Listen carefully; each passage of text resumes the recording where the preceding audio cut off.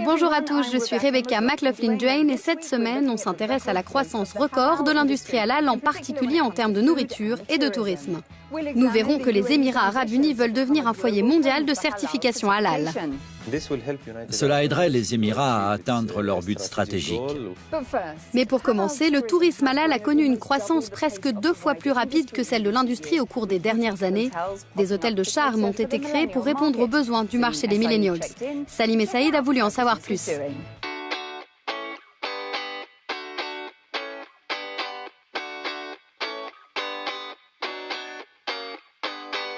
Un hôtel qui ne sert pas d'alcool, pour certains vacanciers, il manquerait quelque chose. Mais de plus en plus de touristes musulmans trouvent leur bonheur dans ces hôtels où l'on ne sert aussi que de la nourriture halal. C'est le cas de certains établissements aux Émirats. Ici, la nourriture est halal pour que les musulmans puissent observer leurs contraintes alimentaires.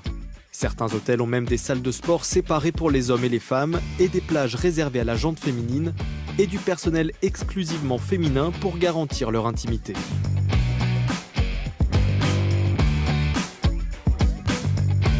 Les établissements ont des salles de prière, des chambres conçues pour les familles, sans fêtes bruyantes, sans possibilité de faire des jeux d'argent, pour privilégier une expérience familiale. Le marché du voyage musulman est évalué à 169 milliards de dollars, sans compter le Hajj et d'autres pèlerinages religieux. Et il a représenté environ 12% des dépenses du marché mondial en 2016, ce qui en fait le deuxième marché du voyage au monde après la Chine. Et il n'est pas près de ralentir, il devrait représenter 14% des dépenses de voyage mondial d'ici à 2022.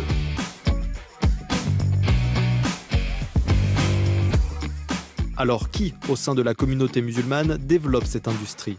Un rapport de 2017 du Global Muslim Travel Index a identifié la génération des millennials comme le principal moteur de croissance du marché de voyage musulman.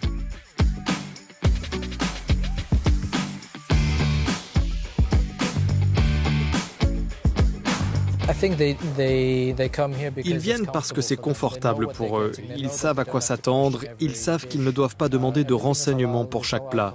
Tout est halal. Il n'y a pas d'alcool, pas de tentation et il n'y a pas de concurrence avec d'autres cultures. Les touristes viennent dans un endroit conçu pour eux. Et ce ne sont pas que des voyageurs musulmans qui recherchent ce genre de confort.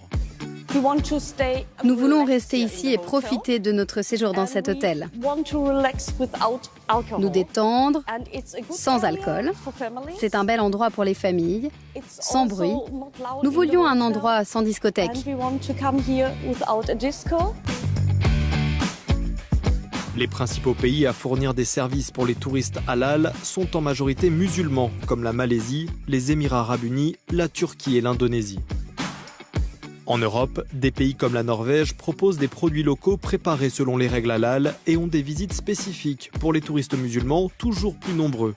Les millennials, eux, utilisent les réseaux sociaux pour trouver les lieux de tourisme halal et partager leur expérience.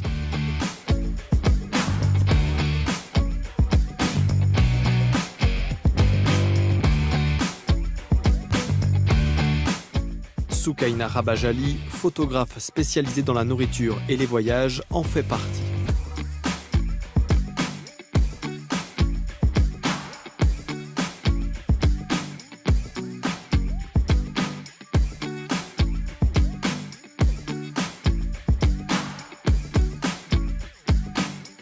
Elle communique souvent avec d'autres femmes qui veulent voyager et se demande comment une femme musulmane portant le hijab peut se lancer dans des expéditions à travers le monde.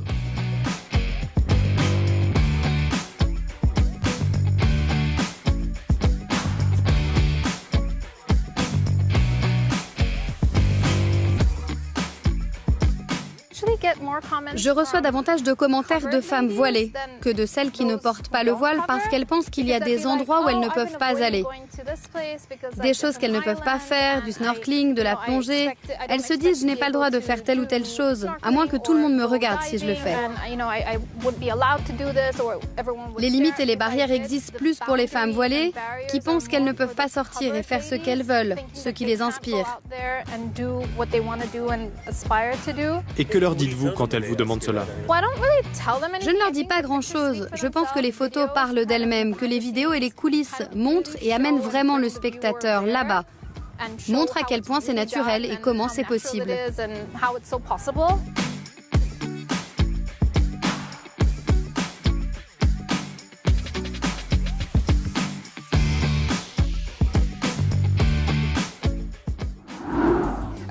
Selon un rapport de Reuters sur l'état mondial de l'économie islamique, les dépenses musulmanes en nourriture et boissons dépasseront 1,9 billion de dollars d'ici 2022.